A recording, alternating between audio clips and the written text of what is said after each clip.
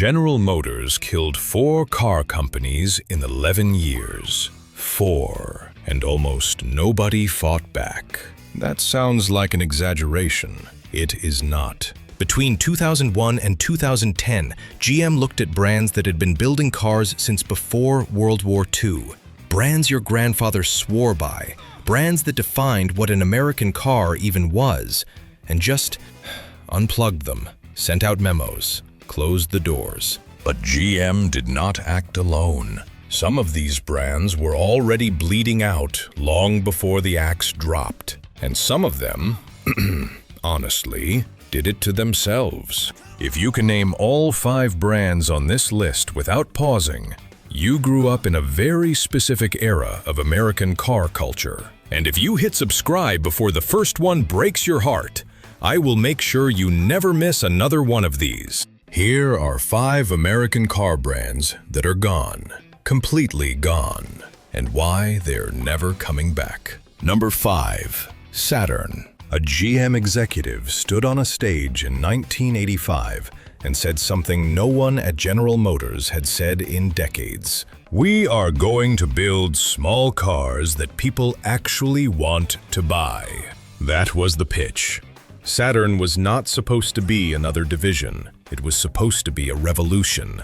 GM's answer to Toyota and Honda, built from scratch with its own factory, its own workforce, its own dealership network, and a buying experience so different from every other car lot in America that people wrote thank you letters to their salespeople. No haggling.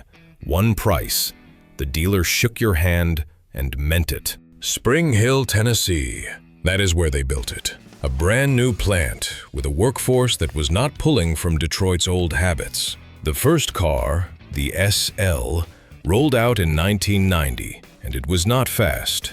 It was not beautiful. The body panels were plastic, which Saturn turned into a selling point. Ding resistant. Try that with a Camry. And here is the thing nobody expected. It worked. Saturn owners held homecoming events. Tens of thousands of people drove to Spring Hill to visit the factory where their car was born. That does not happen. That has never happened for a Chevrolet. People got Saturn tattoos. I am not making that up. So what went wrong? GM got jealous of its own child. By the late 90s, the company started pulling Saturn back into the GM system. Unique platforms disappeared. The cars became rebadged Opels and Chevys. The Spring Hill plant started building other vehicles. Everything that made Saturn different, the culture, the independence, the weird little plastic paneled identity, got sanded down until there was nothing left worth saving. In 2009, a deal with Penske Automotive to save the brand fell apart at the last minute. October 2010, Saturn was officially dead. 20 years, from revolution to afterthought. The worst part? The idea was right. GM just could not stop being GM long enough to let it live. Saturn died because its parent company smothered it. The next brand on this list had the opposite problem. It was left alone so long that everyone forgot it was still there. Number 4. Oldsmobile. In 1985, Oldsmobile sold over 1 million cars. 1 million. That made it the 3rd best-selling brand in the entire country, behind Chevrolet and Ford, ahead of everyone else. By 2000, they could not give them away. The collapse of Oldsmobile is one of the fastest free falls in automotive history, and almost all of it traces back to a single decision GM made in the late 1970s. Badge engineering. Take the same car, put a different grille on it, call it an Oldsmobile instead of a Buick, and hope nobody notices. People noticed. The Cutlass. Old's bread and butter. The car that carried that 1 million unit year went from a distinct, sharp rear-wheel drive machine to a front-wheel drive platform it shared with half of GM's lineup. Same engine, same chassis, same dashboard with a different logo glued to the steering wheel. Buyers who had been loyal to Oldsmobile for 3 generations walked into the showroom looked at a car they could get cheaper as a Chevrolet, and walked out. By the early 90s, Olds was desperate. They launched a campaign, "It's not your father's Oldsmobile," which accidentally told every existing customer that the brand did not want them anymore, and told every young buyer that, yeah, it absolutely was their father's Oldsmobile. Marketing textbooks still teach that campaign as a case study in how to fail. December 2004, the last Oldsmobile, an Alero, rolled off the line in Lansing, Michigan. A brand that had been building cars since 1897, 107 years, gone. Here is a question that still bothers me. If GM had given Oldsmobile a single unique platform in the 90s, one car that was unmistakably only an Oldsmobile, would it have survived? I think it might have. But we will never know, because GM chose photocopies instead. Oldsmobile vanished slowly. The next brand went out screaming and took one of the most iconic nameplates in American muscle with it. Number 3, Plymouth. The last Plymouth ever made was a neon. Let that sink in for a second. A brand that gave the world the Roadrunner, the Barracuda, the Superbird, a car with a rear wing so tall it looked like it was built for a cartoon, ended its life as a compact economy sedan that college students bought because it was cheap. That is not a graceful exit. That is a fall from a cliff. Plymouth had been Chrysler's volume brand since 1928. For decades, it was the blue-collar third of the Big Three's entry-level fight. Ford had the base models, Chevy had the strippers, and Plymouth had the cars your uncle bought because he thought Chrysler built them tougher. And for a long time, he was right. Then came the muscle car era, and Plymouth did something brilliant. Instead of trying to out-engineer the Mustang or the Camaro, they went loud. The Roadrunner cost less than almost anything in its class, and came with a horn that literally went beep beep. The Superbird and Daytona, those aero cars with the absurd noses and skyscraper spoilers, were so fast that NASCAR changed the rules specifically to slow them down. But muscle died in the 70s. Emissions, insurance, gas prices, and Plymouth never figured out what to be after that. By the 80s, every Plymouth was a rebadged Dodge.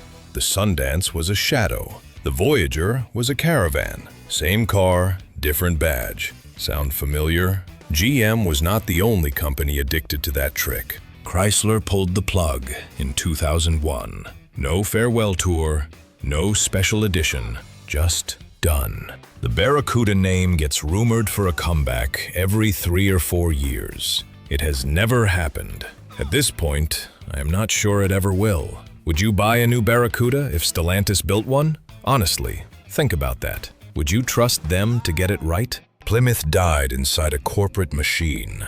But number 2 on this list died the old-fashioned way. It ran out of money and out of time, and the last people standing in the factory knew it was over before anyone told them. Number 2, Studebaker. There is a photograph from March 1966, the last day of production at Studebaker's plant in Hamilton, Ontario. Workers standing around the final car, a cruiser sedan, and the look on their faces is not sadness exactly, it is resignation. They had seen this coming for years. Studebaker was old. Not old like Oldsmobile old like covered wagon old. The company started in 1852 building wheelbarrows and horse-drawn wagons in South Bend, Indiana. By the time they switched to automobiles, they had already been manufacturing vehicles for half a century. When the Model T showed up, Studebaker had been in business longer than most American cities had been on a map, and they built some genuinely gorgeous cars. The 1953 Starliner, penned by Raymond Loewy's design team, is still one of the most beautiful shapes any American manufacturer has ever produced. Low, clean. That wraparound rear window with a roofline that looks like it is moving at 60 miles an hour standing still. Europeans loved it. Americans bought Chevrolets instead. That was always the problem. Studebaker could not compete on volume, and they could not charge enough to survive on margins. They were stuck in the middle, too small to fight GM and Ford on price, too conventional to carve out a luxury niche. The Avanti in 1962 was a last swing for the fences. Fiberglass body, supercharged V8, a land speed record at Bonneville. It looked like nothing else on the road. They sold about 4,600 the first year. They needed 10 times that. South Bend closed in December 1963. The company limped along in Hamilton for 2 more years, building cars from leftover parts, mixing Studebaker bodies with Chevrolet engines because they could not afford to manufacture their own anymore. Think about that. A company that had been building its own vehicles since Abraham Lincoln was alive, ending its days bolting someone else's engine into its cars because it had nothing left. March 17th, 1966. The last one. Nobody cheered. The lights just went off. Studebaker died because it was too small to survive in a world built for giants. Number 1 on this list was not small at all. It was one of the biggest, loudest, most recognizable names in American automotive history. And GM killed it anyway. Number 1. Pontiac. 63,000 people worked at Pontiac dealerships across the United States the day GM announced it was finished. 63,000. That number never gets mentioned in the obituaries. Everyone talks about the GTO. Everyone talks about the Trans Am, the Firebird, the Judge. Nobody talks about the service writers and the parts managers and the salespeople in Topeka and Tallahassee who found out they were losing their jobs because a company that took $13 billion in government bailout money decided it needed fewer brands. So yes, let's talk about the GTO, because that car changed everything.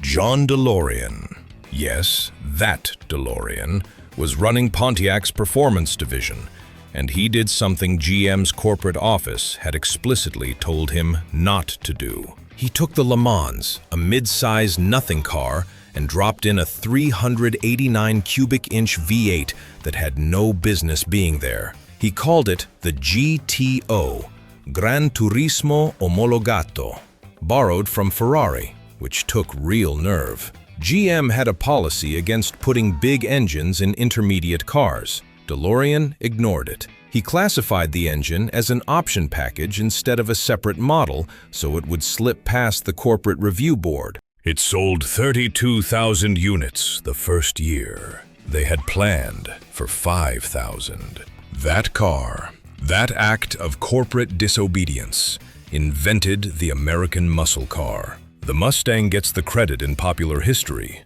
The GTO built the category. For 30 years after that, Pontiac was the brand for people who wanted a GM car that actually had a pulse. The Firebird and Trans Am gave Chevrolet's Corvette real competition from inside its own company. The Grand Prix was a genuine driver's car. Even the Fiero, flawed, weird, occasionally on fire, had an identity. You knew a Pontiac when you saw one. Then GM did what GM always does. They took the identity away. The Aztek arrived in 2001, a vehicle so aggressively ugly that it became a cultural punchline before the first one reached a dealership. It was designed by committee, built to hit a price point, and marketed to people who did not exist. The Aztek did not kill Pontiac, but it proved that nobody inside GM was protecting the brand anymore. By 2008, Pontiac's lineup was a G5 that was really a Chevy Cobalt, a G6 that Oprah gave away on television, and a Solstice Roadster that was actually pretty good, but arrived 5 years too late to matter. April 27, 2009. GM announced Pontiac would be wound down as part of its bankruptcy restructuring. Not saved, not sold, wound down like a clock. The last Pontiac, a white G6, was built on November 25, 2009, Thanksgiving week. A brand that started in 1926 that gave us the GTO, the Trans Am, the wide track, and John DeLorean's middle finger to corporate authority, announced on a Wednesday afternoon in November, and most of America did not even notice because they were buying turkeys. 5 brands, exposed propellers and plastic panels and fiberglass dreams, and 63,000 people in Pontiac dealerships who never saw it coming. The pattern is always the same. A company stops building cars that mean something specific, that belong to somebody,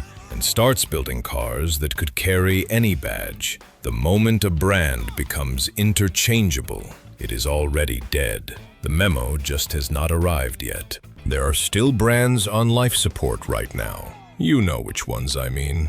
The question is whether anyone at the top cares enough to give them something worth building, or whether we are going to do this again in 10 years and add to the list. Which of these 5 do you miss the most?